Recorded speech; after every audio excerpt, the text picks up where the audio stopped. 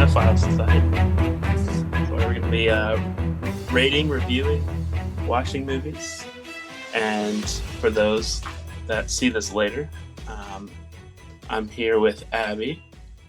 And we're going to be talking about tonight a movie that I picked out called I'm Thinking of Ending Things. It came out in 2020, right during the pandemic. So it was one of those movies, if you didn't watch it while you were locked in your house, you probably haven't seen it.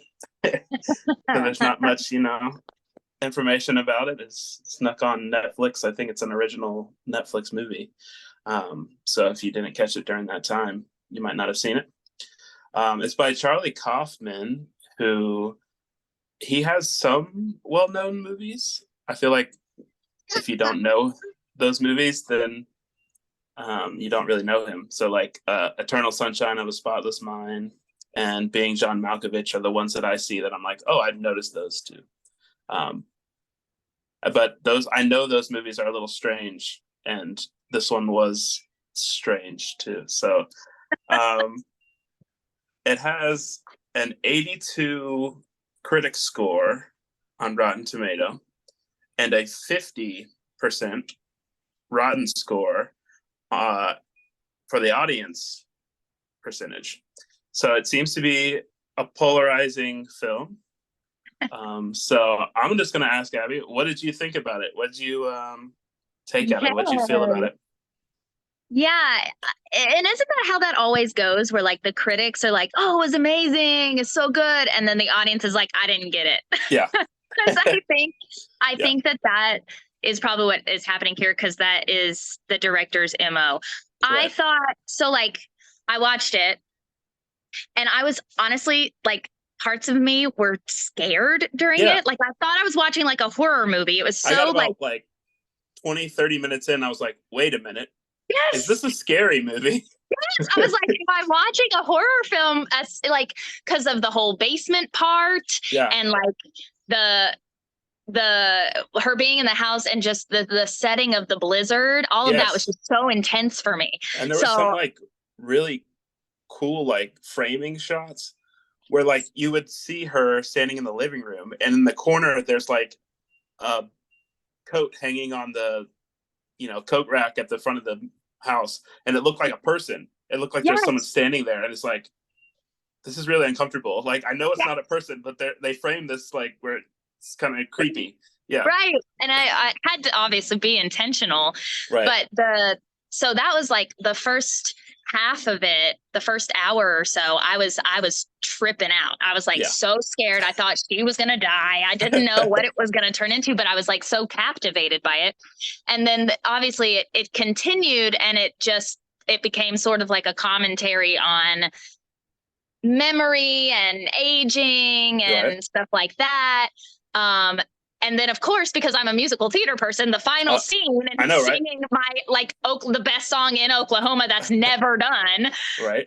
And I was like, what is this movie? Yeah. Yeah. So I overall really enjoyed it for what it was doing. But that's the thing. You have to watch those kind of movies with the understanding of, okay, I get what they're trying, or I get what they're doing. Right. I wouldn't describe it as, oh, this is entertaining and I want to watch it over and over again. Sure. It was super thought-provoking and really just like, it was really deep. And I like that kind of stuff. So I was a fan of it. Yeah. Yeah, I like things that make you think. Movies that make you think about that. And it's really well made, I think. The cinematography is nice, and the cool technical shots in the blizzard, like, it's really well shot. It's beautiful. And so beautifully written. Yeah. I'm a big fan of like a lot of wordy dialogue, and it had nothing but that in it. It was so good, such an intriguing dialogue. I love the subtlety of like the actress changing like her clothes or changing, one shot will be the actor and then the other shot will be like a different actress, Right. At one point she like started to have an accent because she was mimicking the thing, and I just thought that kind of subtlety was so cool. I also had thought to myself during the first scene like a huge chunk of that film is just the two of them talking in the car. Right. So I had the thought, I was like, this would make a really great like scene work. Like this would be really good for theater. So I had the only thing I could think in that part was, why isn't your seatbelts on? Their seatbelts weren't on the whole time while they were talking. I was like, this is uncomfortable. You guys aren't safe. So and I kept thinking about it, and I'm like, is this going to be part of it? Like, are they going to mention it, or is it just something they forgot? Like, did they just forgot to put their seatbelt on?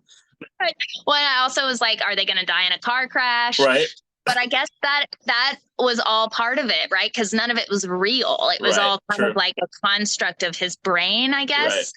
Right.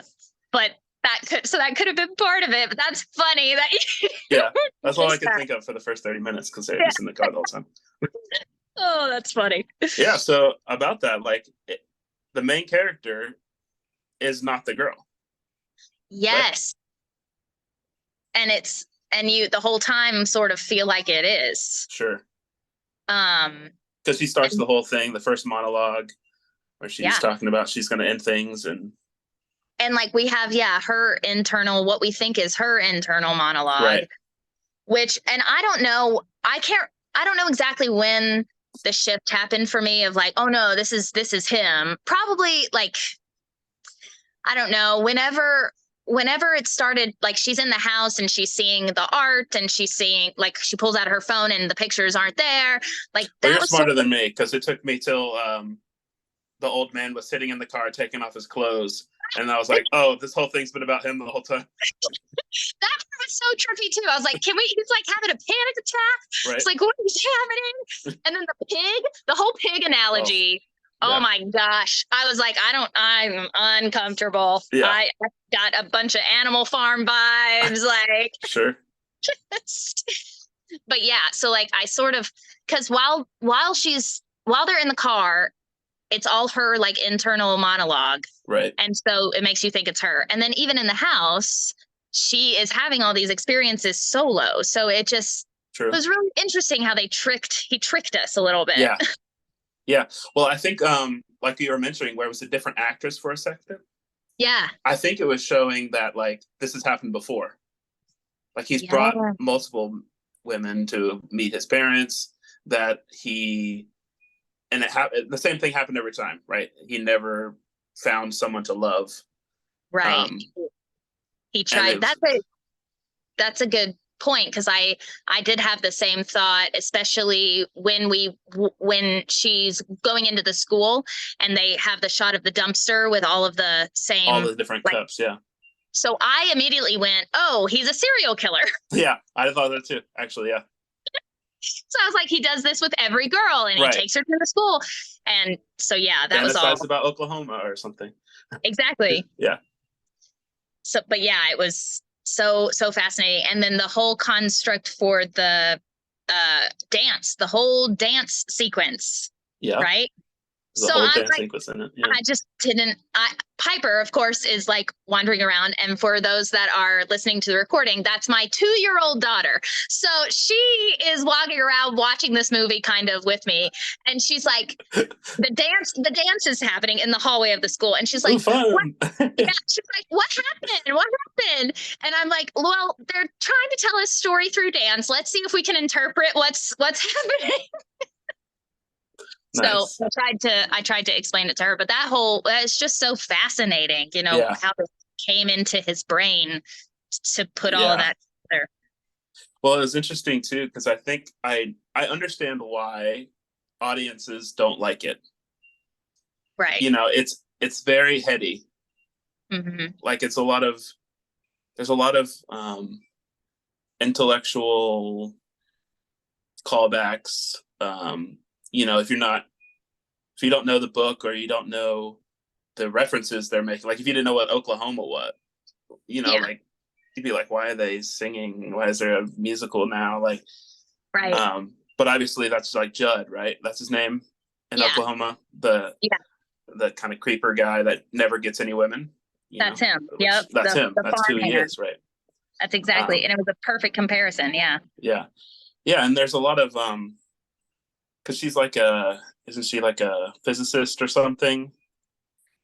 Well, I yeah, think see, they yeah, said that she that's the other was thing. I think she was a physicist, but then she was like writing a paper about right. something like, yeah, so Like she her was like an job. intellectual. So they had a lot of different references to different like psychologists or like Yeah. tons of different things that if you, I mean, I felt dumb because I was like, I don't know what they're referencing here, Well, but yeah, no, I agree. And that's a good point. Some of the references were lost on me, and that kind of, yeah, heavy and like heavy right, dialogue. Um, you kind of have to be intellectual to keep up with what's happening, and so sure, most people don't go to the movies or don't turn on a movie during COVID right, to have that. So, and exactly. yeah, it makes sense that people wouldn't find it as It's not entertaining. entertaining in that way. Yeah, Right, right. right, exactly. But Yeah, yeah, yeah, really interesting. I I had seen Eternal Spotless Mind yeah, Sunshine movie. I had seen that one and I loved that movie. And it wasn't until after I watched this one that I realized like I didn't remember the director name, and then but then I read that. Um, I also the actor, and this bugged me, but the guy that plays Jake in the yeah, car, what he's in a lot of other yeah. stuff. He's in a lot of stuff. The He's main so thing, good. the main thing I know him from is Breaking Bad. He's the guy that like kills the kid or whatever. Yes. Yeah, I and was like like, everyone I hated his remember him. character because he like messed Yes. with kids or whatever. That was him. Yeah, Breaking Back. Thank you. Because yeah. I couldn't pinpoint him, but I knew I recognized him from somewhere and could not place it. That's what And it then they is. had David, what's his last name? The guy that plays Lupin in Harry Potter. He was the Oh, dad. yes, yes. Yeah, Oh, thank you. What is his name? But yes, he was good. All of the acting was phenomenal in this yes, movie. very good. So good. And yeah, and it's a shame because this always happens where it's so critically acclaimed and it's so well performed, but nobody goes to see it or Yeah, nobody would watch it right. because they just wouldn't get it. They want to Yeah, go see the Marvel movies, right. which are not Exactly. bad. There's nothing wrong with Marvel, but That's true. it's just not Yeah, as entertaining. it's not the same thing. Yeah, Yeah, it's not the what most people are coming to when they want to watch a movie. right.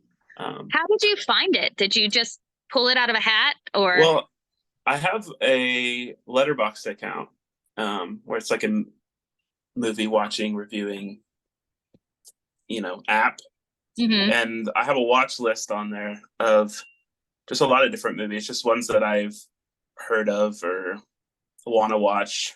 Put them on a large watch list, and for this one, I'm watching through A to Z, so movies that start with A, B, C, D, E.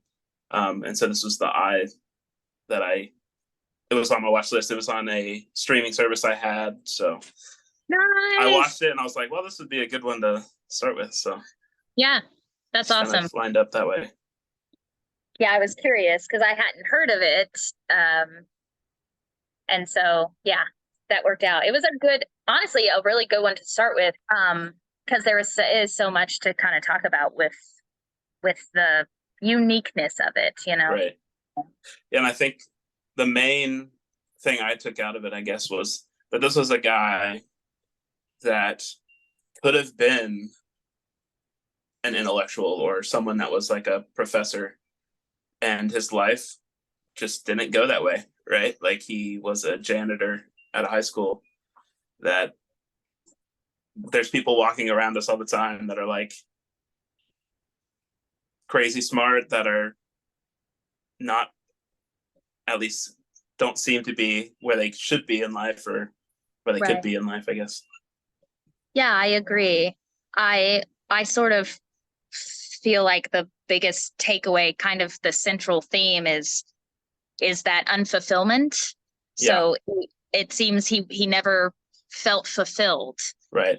because he had so much potential, and then and of course the love theme as well. He never found someone to share that with, or someone that could keep up with him in that way, or someone that that thought he was enough, and all of that was really sad, and it drove him. And then there's all the commentary on like mental health, right? So the title itself could have two different, sides to it. She's thinking of ending the relationship. He's thinking of ending his life. It's like the suicide part of it. So, but yeah, I agree. Like he could have been this, and it just never happened for him. And he got depressed or got sick. I mean, he died old, right? So like he lived a long time, but yeah, it's sad. I thought a lot about like, don't, try to live your life to the fullest and not have any regrets. Things like that came to my mind as I was watching it. Stuff like that. Don't go in the basement. Don't go in the Don't go to the basement. Don't pull out the clothes out of the washer. Yeah. That was so, that whole part was so scary for me. Did not know what was going to happen. But yeah, just really deep themes like that. And I love when a film makes you think like that and reminds you to do better, do life better. Which is why the critics like it, Yeah. That's what that's what our critics are looking for in a movie that's well made, but also has some kind of themes that are universal, that are worth watching, Yeah, right, exactly. I think this one really did hit the nail on the head with that. If you can follow it, like I feel like this one is one where I could like watch it. I could watch it again from this new lens, right? And catch more things. Right. But upon, I made it a point to not do any research or anything like that. I didn't even watch the trailer, if there was even a trailer. I just started it. And it would be interesting to watch it again from like that different lens and see, if we caught more subtleties. I'm sure we would. Yeah. Well, what do you think? So this is what I still don't fully understand. Like he, at the end, when he goes and has, he's having some kind of manic episode or something, where he strips down and he sees in his like truck windshield the pig that's dying, that was from the earlier in the movie where they went into his barn and then they talked about how the pig was rotting from the inside out or whatever and dying in the barn. And then he also sees the like tasty, I don't remember what it was called, Tasty Freeze or the Tulsi Town or Tulsi something like Town. that. Yeah, that's it. Yeah, the ice cream place, which I guess was the place maybe he took a lot of girls on dates or something. Yeah. But what do you think about all that whole sequence? Like, what was it trying to say?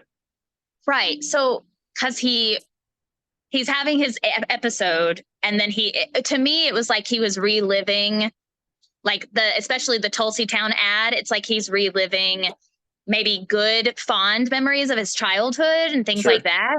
And then the rotting pig, like to me, it was because he gets out and he follows it and he's stripped naked. Right.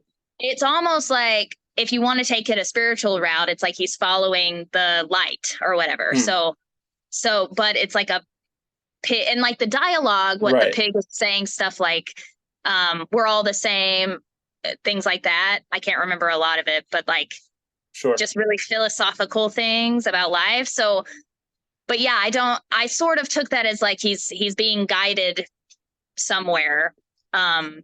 So to me, that was like his death. Right. And, like the pig died, like that was the point. Yeah.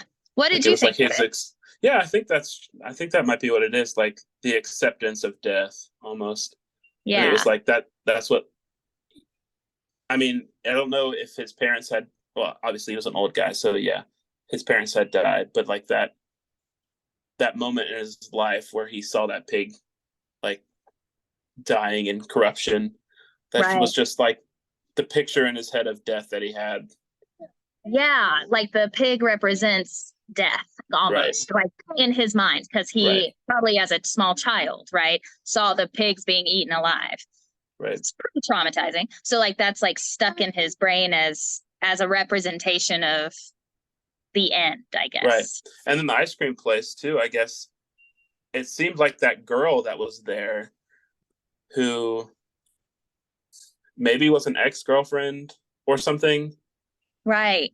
And then the other two girls were like, I don't know, that I'm glad you mentioned that, because that whole sequence was so the two blondes almost were like, yeah, I'm getting it for you. Were like a representation of like maybe what he could never have or something. And then the girl, but the rash on their hands. What did you think about that? Because they had like the same rash, and I was like, and then she said like there's something in the back that smells bad, or she said what? She said something about like something in the back was smelling bad, or like varnish. Yeah. So I'm like, was all of that the rotting away of like? Well, that's what I thought. Like you said, he was like the serial killer. Like I thought that they were like hiding the smell of a body or something. Me too. Yes, because by that point in the movie, I thought that he was gonna be a serial killer. Like I thought I was watching a horror movie by this point. But then I also had the thought of like, oh, maybe it's like maybe I'm not in time. Like maybe I'm looking at who he has already killed, and they're like ghosts or something like that. So, but yeah, all of that was really trippy. I wasn't really sure what to do with some of that because her dialogue was interesting. Yeah. And again, but like he didn't want to approach them. Right. So yeah, unattainable. He said something like, only if certain girls are working or something. Didn't he say something like that? Yeah, he said something like that, and something like these girls don't like me, or I don't like these girls, or something. Hey. You're trying to be a part of it. Sorry. Oh. But yeah, I had another thought, and it's gone now, but maybe like because the whole stopping for ice cream and like that whole kind of like childhood innocence, right? Maybe his childhood innocence was thwarted by like, or the memories were sort of replaced by these bad memories of these unrequited love with these girls, like rejection, or something like that. Yeah, rejection. Yeah. So but yeah, it was pretty cool. I liked it. I did too. Did you like it? Good. All right. Yeah, I did. I really liked it. I'm serious. I would probably watch it again, and I want to watch it with, people like you guys, people that are good at talking about art, because it had so much in it. Yeah. It would be good to rewatch. Yeah. All right. So if you were to rate it out of 10, what would you give it? Ooh, out of 10. It can be a decimal point, like a 9 point, Let's whatever. See. I think, because this is the first one, so I don't want to be like 10 out of 10. It was great. I'm gonna like give myself somewhere to go. So I'll say 6.5. Wow. I'll be a little conservative. Yeah. Okay. So it's like a 5, an average movie, or like how are you thinking like that way? 10 the highest, is 10 the best? 10 the highest, like the perfect movie ever. And then 5 is average, and then 1 is terrible. Because I'm saying 6.5 because I don't want to go too high, because there were moments where I was like, I'm a little too lost in this, right? And for a lot of it, I was like, I don't know what's happening, which was captivating and made me want to keep watching. But I definitely don't want to go below 5 because I really liked it. It was really good. So I'm gonna say 6.5. I'm gonna say, I think I gave it a 7.6. See, perfect. Yeah. I like it. No, I can't find it. I'm gonna give it a 7.6. Okay. Yeah. I like it. And then the other two need to chime in and give theirs, and then we can see how it compares. And then if anyone is interested in the future, I have a Letterboxd account. It's called Cinephile Society. I think it's just Cinephile SOC on there. And after we watch a movie, I'm gonna kind of just take everyone's score and average them out, and then on that rating for Letterboxd, I'm going to put the average score, and then I'm going to link our discussion about the movie in that review area. Cool. So I gave it a 7.6. And what'd you say? I can't remember. 8 or 6 point. Yeah, 6.5. 6.5.